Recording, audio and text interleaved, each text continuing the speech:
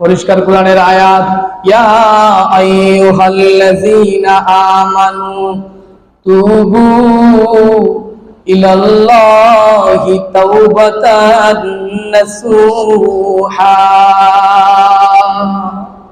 আল্লাহ রাব্বুল আলামিন পবিত্র কোরআনের সূরা তাহরিমের মধ্যে, এই আয়াতের মধ্যে আল্লাহ রাব্বুল আলামিন ইরশাদ ফরমান, হে ঈমানদারেরা, তোমরা আমি আল্লাহর কাছে আন্তরিকভাবে তাওবা করো। আন্তরিকভাবে যদি তাওবা করতে পারো, তাহলে তোমাদের মধ্যে যেই সমস্ত পাপ কাজ করছো আমি আল্লাহ রাব্বুল আলামিন মোচন করে দেব। আর মন্দ কাজগুলো মোচন করে দিয়ে আমি আল্লাহ রাব্বুল আলামিন তোমাদেরকে জান্নাতের মধ্যে দাখিল করব। অসংখ্য ঘটনা আছে, যারা এরকম গুনার কাজ অনেক করছেন, করার পরে যখন বুঝতে পারছেন যে আমি তো গুনার কাজ করে ফেলেছি, এই আমার জীবনটাকে আমি বরবাদ করে ফেলেছি, তখন আল্লাহ রাব্বুল আলামিন তাদেরকে ক্ষমা করে দিয়েছে। মুসলিম শরীফের মধ্যে আরো এক হাদিস, আল্লাহ নবী বিশ্ব নবী রাহমাতুল লিল আলামিন ইরশাদ ফরমান, বনি ইসরাইলের এক লোক ৯৯টা খুন করছে।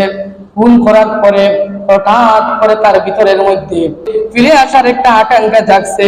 তখন সে মানুষদের মধ্যে বলাবলি করা শুরু করে দিয়েছে যে আমি কিভাবে ফিরে আসব, আমি তো আমার জীবনকে বরবাদ করে দিয়েছি, গুনার কাজ করে আমার জীবনকে শেষ করে দিয়েছি, কিভাবে আমি ফিরে আসব। তখন লোকেরা সবাই মিলে একজন পাদ্রীর সন্ধান দিয়েছেন, যাও ওই পাদ্রীর কাছে যাও, ওই পাদ্রীর কাছে যদি যাও তাহলে আমাদের দৃঢ় বিশ্বাস তোমাকে একটা পথ দেখাবে। পাদ্রীর কাছে গেছে, গিয়ে বলছে, হ্যাঁ ও পাদ্রী, আমি তো আমার জীবনে অন্যায় করে, অবিচার করে, নির্যাতন করে, জুলুম করে আমি একাধারে ৯৯ জনকে খুন করছি। এখন কি আমার ভালো হওয়ার কোনো রাস্তা আছে, সংশোধন হওয়ার কোনো রাস্তা আছে? আমাকে আল্লাহ রাব্বুল আলামিন কি ক্ষমা করবেন? আমি কি কোনো ক্ষমার পথে আসীন হব, ক্ষমার পথ লাভ করব? তখন ওই পাদ্রী বলছেন, না, তোমার তো কোনো ক্ষমার রাস্তা নেই, তুমি এত বড় জঘন্য পাপী, তোমার কোনো ক্ষমার পথ নাই। তখন তার রাগ আরো দ্বিগুণ বাড়ছে। এরকম লোক আমাদের সমাজে অনেক আছে, অনেক সময় আছে, ভালো কথা বললেও তার রাগ উঠে যায়, আছে না নাই? হ্যাঁ, তখন বলছে, আসলাম তোমার কাছে একটা পরামর্শের জন্য, ভালো একটা পরামর্শ দেওয়ার জন্য। বললাম, একটা ভালো একটা রাস্তার সন্ধান দাও, এটা পরামর্শ দাও।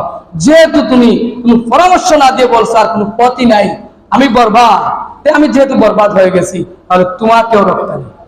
পাদ্রীকে একটা দিয়ে শেষ করে দিয়েছে, জীবনের জন্য দুনিয়া থেকে তুলে ফেলেছে। আগে করছিল ৯৯টা, একটা পূর্ণ করে ১০০টা হয়ে গেছে। তারপরেও কিন্তু এই ব্যক্তিটা আল্লাহর রহমত থেকে নিরাশ হয় না, নিরাশ না হয়ে রাস্তা খুঁজতেছে। এইভাবে মানুষদেরকে বলতেছে যে আমি তো ১০০টা খুন করে ফেলেছি, এবার কি আমাকে আল্লাহ রাব্বুল আলামিন ক্ষমা করে দিবেননি? একজন লোক বলছে, ওই জায়গার মধ্যে একজন ভালো আলিম আছেন, আপনি যেতে পারেন।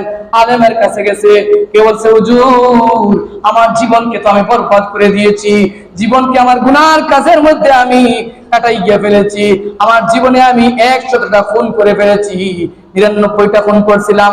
করার পরে একজন পাদ্রীর কাছে গেলাম, কোন রাস্তার সন্ধান না দেওয়ার কারণে তাকেও আমি হত্যা করে দিয়েছি, ১০০টা পূর্ণ করে দিয়েছি। এবার কি আমার তোমার কোন পথ আছে, আমার বাঁচার কোন রাস্তা আছে? তখন ওই আলেম বলছেন, লা তাকনাতু মির রাহমাতিল্লাহ, আল্লাহর রহমত থেকে তুমি নিরাশ হইও না, আল্লাহর রহমত তোমার জন্য আছে। তোমার যদি এই আসমান এবং জমিনের মধ্যবর্তী যে ফাঁকা জায়গাটা আছে, এর চাইতেও যদি তোমার গুনার পাল্লাটা যদি আরো বেশি হয়ে যায়, তাহলে আমার আল্লাহর রহমত আরো বেশি। আওয়াজ করে বলেন সুবহানাল্লাহ, আরো বেশি। তখন ওই লোককে ওই আলেম বলছেন, তুমি একটা কাজ করো, তোমাকে আল্লাহ রাব্বুল আলামিন চাইলে ক্ষমা করে দিবেন। এই মসজিদের মধ্যে, সামনে যে মসজিদ আছে, এই মসজিদের মধ্যে কিছু লোক আছে, মসজিদের ভিতরে এরা সর্বদা আল্লাহ রাব্বুল আলামিনের দরবারে কান্নাকাটি করতেছে, তাওবা ইস্তেগফার করতেছে, তারা ভালো আমল করতেছে। তুমি কি তাদের সঙ্গে শামিল হয়ে যাও, হয়তো তোমার জীবন পাল্টে যাবে, হয়তো তোমার এই যাওয়াটা আল্লাহ রাব্বুল আলামিনের দরবারে মঞ্জুর হয়ে যাবে, কবুল হয়ে যাবে, আর যার কারণে আল্লাহ রাব্বুল আলামিন জীবনের জন্য তোমাকে ক্ষমা করে দিবেন। সুবহানাল্লাহ।